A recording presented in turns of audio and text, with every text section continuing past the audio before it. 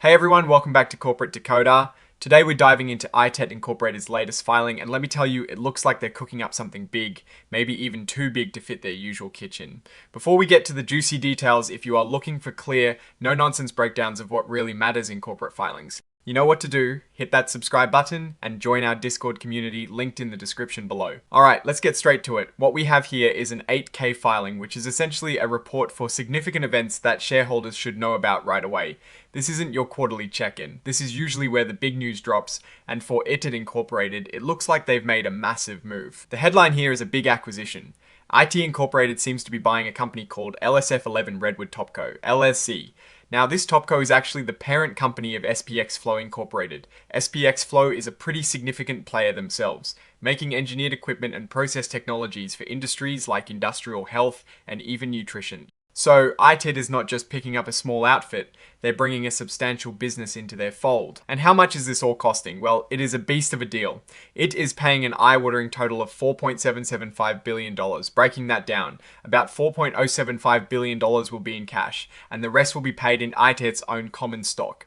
That is a blend of cash and stock, which is common in these big deals, but the cash component is massive. They're also buying this on a cash-free, debt-free basis, which means they're not inheriting any immediate financial burdens from the seller. This is a strategic play aiming to expand their reach and capabilities significantly. Now, about that stock payment when the deal closes, ITT will enter into a registration rights agreement with the seller. Think of it like this. ITT is giving the seller a bunch of their stock. This agreement basically says that the seller will have certain rights to get that stock registered with the SEC, meaning they can potentially sell it on the open market. It is a way to ensure the seller can eventually liquidate their stake if they choose to, while giving ITT some control over how and when that happens. This ties directly into the previous point. The stock that ITT is using to pay for part of this acquisition is being issued as unregistered shares.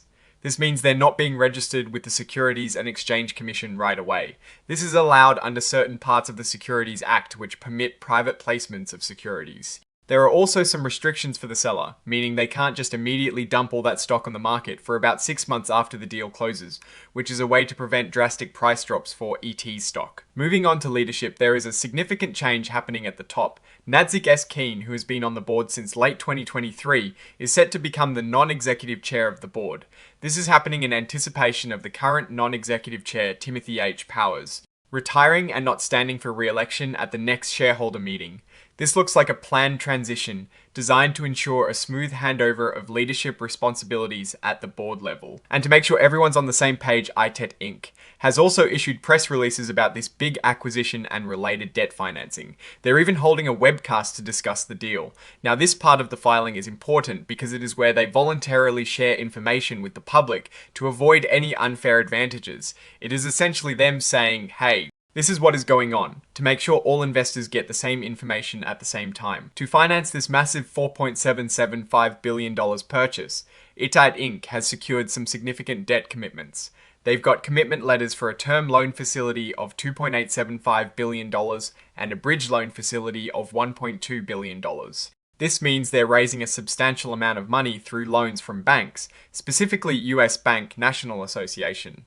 This debt, along with the cash portion of the purchase price, will be used to fund the acquisition of Flow Incorporated. The availability of these loans is of course subject to the deal closing and other standard conditions. And finally, the filing lists out all the exhibits that back up these announcements. We've got the actual purchase agreement, press releases for the public announcements, and an investor presentation for the webcast. These are the documents that contain the nitty-gritty details, the legal language, and the official statements backing up everything we've discussed. So, what does all this tell us? ITT Incorporated is making a huge bet on acquiring SPX Flow. This is a massive financial undertaking involving nearly $5 billion. They're using a mix of cash and their own stock, which signals confidence in their own valuation and future prospects, but also means existing shareholders will see their ownership diluted. The integration of SPX Flow, with its focus on engineered equipment and process technologies, could significantly enhance ITT's market position and product offerings, especially in industrial and health sectors. The leadership transition at the board level appears well managed, indicating stability during this major corporate change. However, such large acquisitions always come with risks.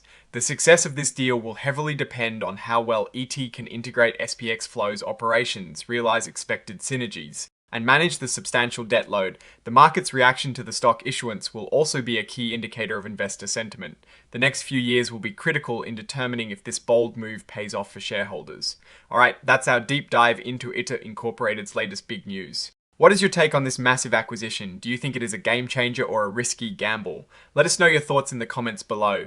If you found this breakdown valuable, please give this video a thumbs up and subscribe for more corporate insights. And don't forget to join our growing Discord community. The link is in the description. Thanks for watching, and we'll see you in the next one.